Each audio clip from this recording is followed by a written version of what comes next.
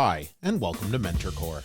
If you're new here, we're a community focused on helping people in the security, risk, and compliance fields grow their careers and leadership skills through mentoring. You can find more information about MentorCore at mentorcore.biz. I'm Dan Ayala, along with Lisa Beth Lentini Walker. Now, on to this week's discussion.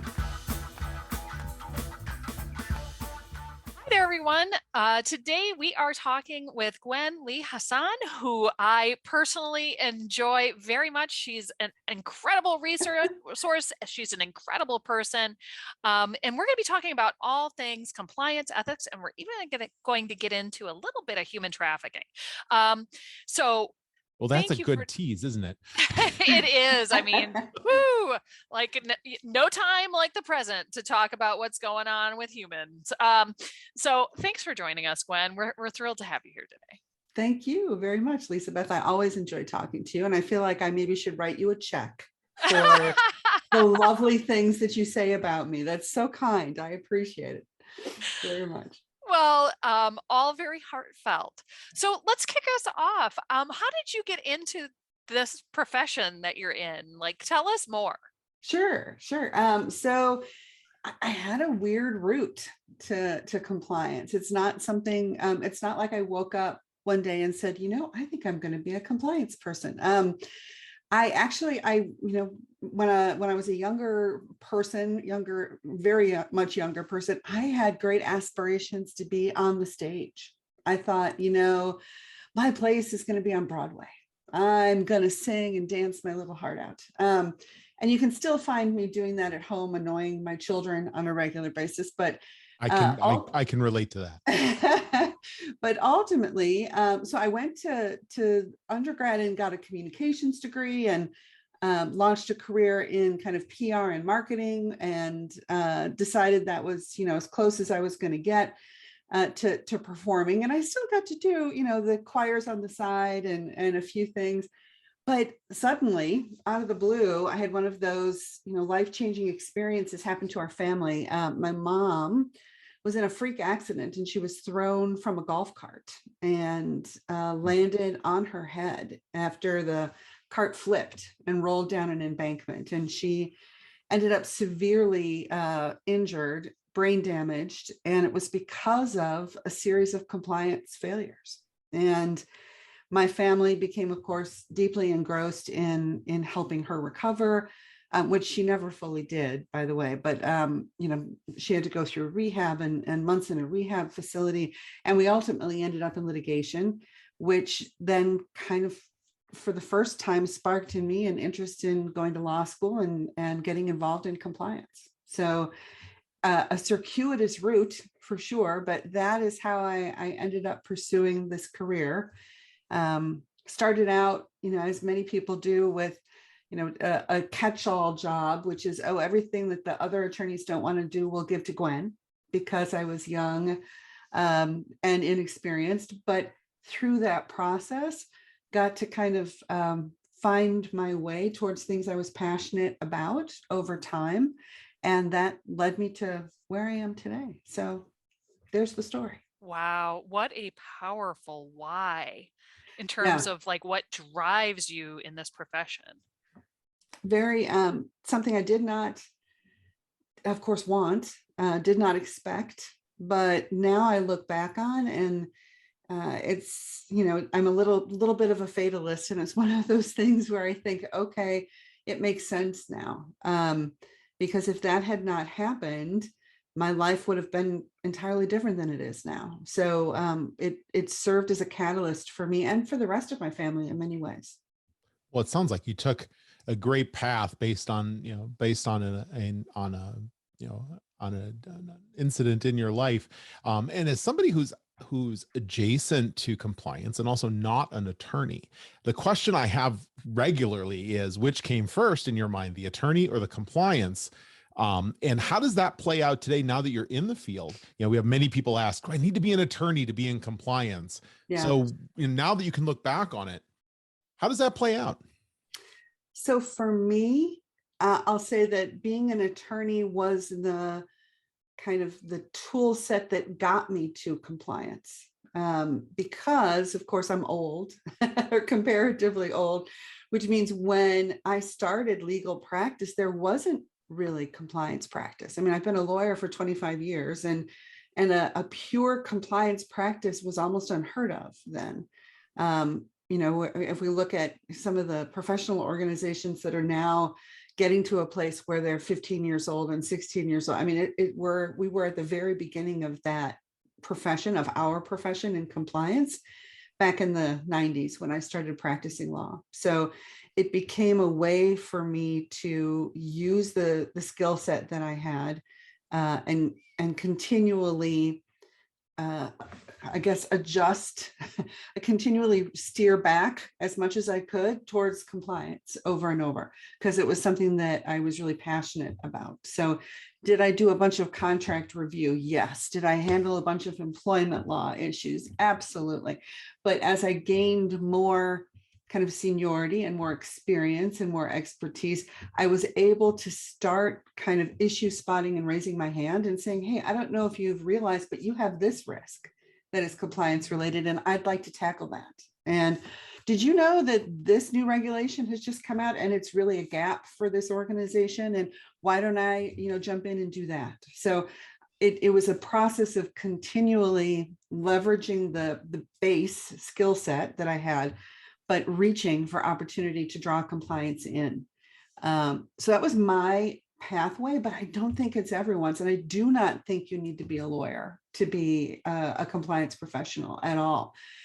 In fact, some of the best compliance professionals I know are not lawyers, because they have a different view and a different lens through which they look at compliance problems.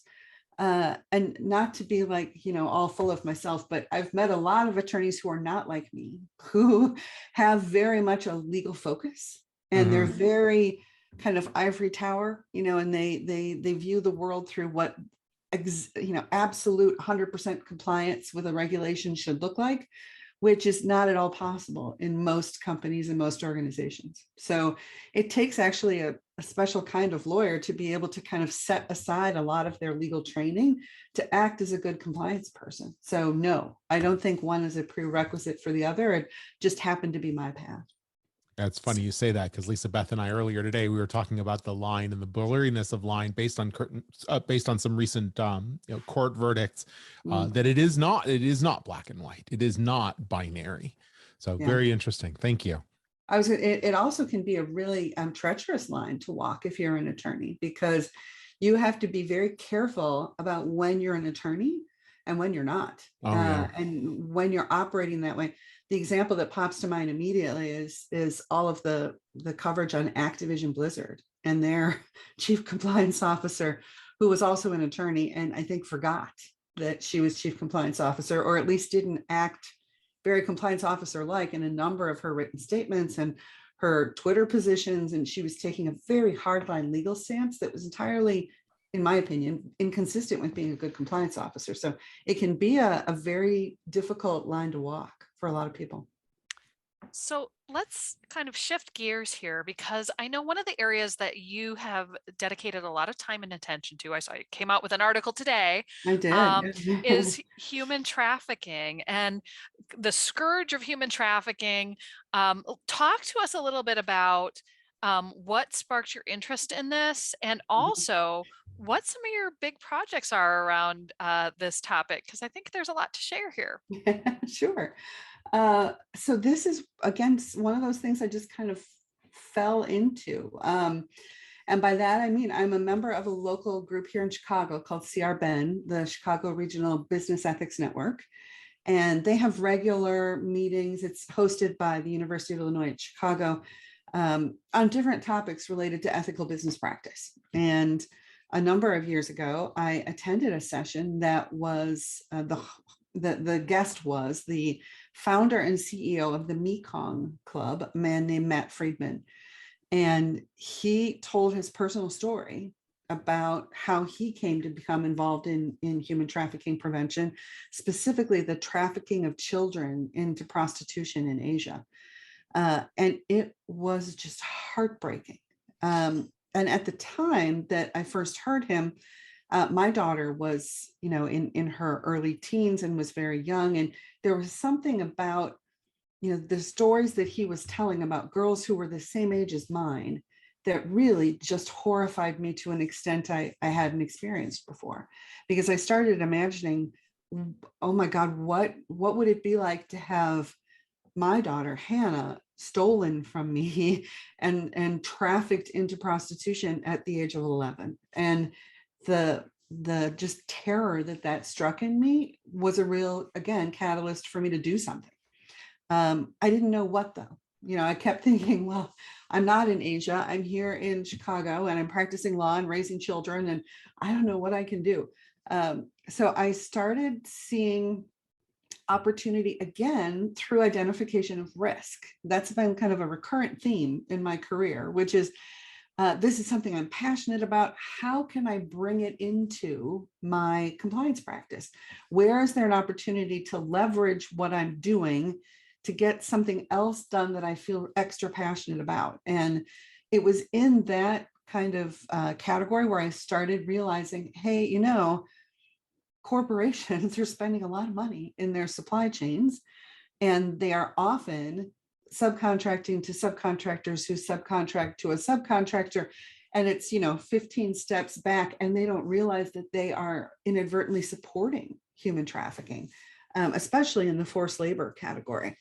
But also at the time, one of the companies that I worked for had a big government contracting and military practice, and new rules came out around the payment of, or the use of contract funds for what were termed commercial sex acts under the FAR and the DFAR, the Defense Federal Acquisition Regulations. And so I found myself conducting training on what a commercial sex act was for people working on federal government contracts for the Department of Defense. So that kind of over time morphed into learning as much as I could about supply chains and supply chain integrity and the risk that corporations face of human trafficking based on their particular, product area and their geographies and their market and their size and their controls. And now, as Lizabeth knows, I found myself unemployed last year. My position was eliminated.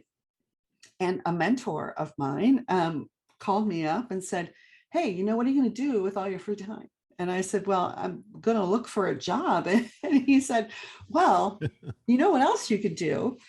You could start a podcast. And I said, I don't know how to do a podcast. And he said, it's not a big deal, Gwen. You just talk. You speak all the time. You're good at speaking. You should do a podcast on this issue and educate corporate compliance professionals about human trafficking and what they can do, how they can join the fight, how they can prevent it in their own supply chains. And I thought, well, I could give it a shot. I guess not really sure what I'm doing. But he encouraged me to do so. And that led to, I think, Lizabeth, what you were referring to, my podcast, which is now, it's entitled Hidden Traffic. And it is specifically designed for compliance professionals to learn more about human trafficking prevention and the regulations surrounding it, the risks, how to run a risk assessment related to it, how human trafficking overlaps with other areas within a company's operations, like their import and export and customs risks, how they can create a program to prevent it. So that is my current project in this area, in addition, of course, to the article you mentioned earlier, which came out today too. So great. And we've got links to the podcast and to the article, as well as the CRBen in the show notes. So if you're listening or watching, please look down in the description and you can find links to all of them directly. Excellent. Good. We'll get some more listeners for both podcasts. That would be nice. Absolutely. Now, you have been through a lot during your life, whether it's the stress of having a parent who has additional support needs, et cetera. What do you do to keep well-being in mind as part of your, your life plan? Yeah, that's, it's interesting you would mention that, because ironically, in one of those, it wasn't what I wanted, but it turned out to be a great thing categories, which also seems to be kind of a theme in my life. Being laid off from my job, having my position eliminated, gave me a lot of time over the last 6 months or so to give some thought to that and to realize, I haven't been prioritizing my own well-being very well. And that was an opportunity for me to kind of reestablish a focus on taking care of myself. Someone once told me the age-old adage, you can't pour from an empty cup. But I managed to do so for a very long time. And I didn't do myself, or for that matter, the people around me, probably the best service that I could, because I wasn't, prioritizing kind of replenishing myself, rest, all of those, self-care things. So within the last 6 months, I have now added a number of things to my daily regimen. I used to, as a child and as a young adult, I journaled constantly, and I'd gotten away from it over the last few years. So I restarted my journaling practice, and I've now added a daily meditation practice, which I now love. It started rough, I will tell you. I think I had a real misconception about what meditation was supposed to be like. You hear people say that you should empty your mind, and I thought, well, that is not possible. Right.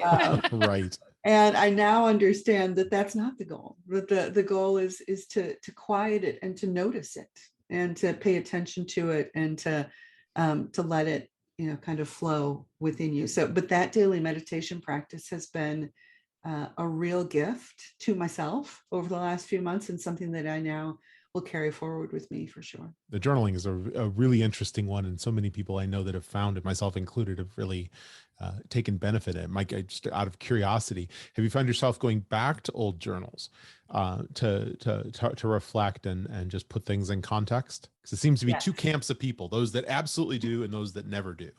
I absolutely do. I have, and my journaling practice is, I don't want to bore you with details, but it's kind of all over the place. And there's no set kind of prescribed content for my journals. So some days I'll write about, a new idea I had related to compliance. Some days I'll write about a frustration in parenting. Some days I write about kind of an insight I had related to my childhood. And it varies all over the board. So I definitely go back and review them. And it's a very gratifying practice for me, because I think it happens to a lot of people, but when you're so close to your own life and you have a set of goals that you've set for yourself, and they feel like they're miles away, and the progress seems tiny, and you're making, little baby steps towards your progress. When you journal, and you can pull up a journal from 2 years ago and read through a section of it, it immediately, for me, gives me a huge amount of perspective in terms of how far I have come, things I have tackled, things I've solved, my perseverance and my my wherewithal, just to work through things. And it gives me a new level of kind of self-compassion and gratitude for the people in my life and for myself. Not to sound all self-congratulatory, but there's many times when I look back at my journal and think, dang, Gwen, you're awesome. Look at that. So Good. It's a really helpful practice for me, for sure. I've heard it equated to, and I like this, is it puts you back in the day, almost like, how smells will put you back in a situation. Reading a journal will put you back deep into the context of that day and be able to remember things in ways that you weren't able to, and the things you've either blocked or forgotten or conveniently forgotten. But it really does. It's amazing perspective. It is. It's the closest thing to time travel that I have found, which is an unusual way to look at it. But I have, my first journal dates back to when I was 11. And I have journals, with some significant years of gap in the middle, but I have journals that span 11 until, now in my early 50s. So it's fascinating. I might write a book at some point I got a Oh, lot of I would highly content. recommend it. And you've got the evidence you've got the story evidence to back it. That's I've great. got a lot of content hanging around my house. Yeah, it's true. Yeah, I used to journal a lot when I was younger, and I actually like have I go back and I look at them every once in a while because I put in like tickets from concerts and like, wristbands from whatever. And it's, really cool to look at that stuff, like old airplane tickets with dot matrix. And like, I mean, like, right. Yep. It's got some interesting artifacts in there. I'm sure my children will find them interesting one day too. I am sure. Yes, absolutely. I've actually turned my younger journals over. They're publicly displayed in a shelf, in our family room, and my kids have read them, which I think is great because it gives them a perspective on their mom as a teen and what she was like and what she struggled with, and it's been good, I think, for them to see me as a person and not just as a mom, which is a trap many people fall into as parents. Although those are all the reasons why I was glad there was no social media when I was that age. I don't know about that. Well, congratulations. That's a wonderful thing to do for your kids, to be able to give them that context. I did omit a number of things from the journal. I mean, you won't hear about the night I got picked up for TPing a friend's house. That's not in the journal. There's some things that are conveniently missing from the by journal. Today's standards. That's still quite tame. It is. Yes, I'm very, very glad of that, for sure. Good. Well, before we indict you on other past misdemeanors and crimes, unfortunately we're running out of time already. But we want to close up with a question we ask all of our guests, because mentoring and growth is such a part of Mentor Core. We really want to understand, what's the most important or valuable thing you've learned from a mentor? Oh, there's so many to think about. I will say I have two that stand out as being most formative for me. So one is when I was a new attorney, I was struggling because I had a person I was reporting to who was particularly difficult and very kind of, I'll refer to this person as a door slammer screamer, right? Easily triggered and angry, and everything was my fault. And I went to a mentor and talked with her, and she said, you know what, Gwen, the thing is, throughout your career, you're going to find people who think you're either the smartest person they've ever met or the stupidest person they've ever met. And you know what? Neither one of them are right. The most important thing is how you think about yourself and what you value about your own performance and skill set. So don't listen to the haters, but don't listen to the ones who are heaping praise on you either, because both of them are wrong. The only one who's really right about what how well you're performing and whether you're achieving your goals is you. So that was a great piece of advice, and something I've clung to kind of throughout my career. And the other one is more personal, which is I don't know, I kind of refer to them sometimes as my own kind of personal board of directors. It's a small group of people who've known me for a very long time, who I rely on for advice and counsel, and they're all mentors of mine, and I am of theirs as well. And I had one of them tell me once that I needed to be aware that the level of transparency that I'm comfortable with people is not something that other people necessarily are, and that I should be prepared to adjust kind of my levels of relationship with different people and be okay with that and not take it as a personal indictment. So for years, I felt like, well, this person doesn't want to be close to me because they don't like me, or this person won't be very vulnerable with me because they're angry at me, and everything was my fault.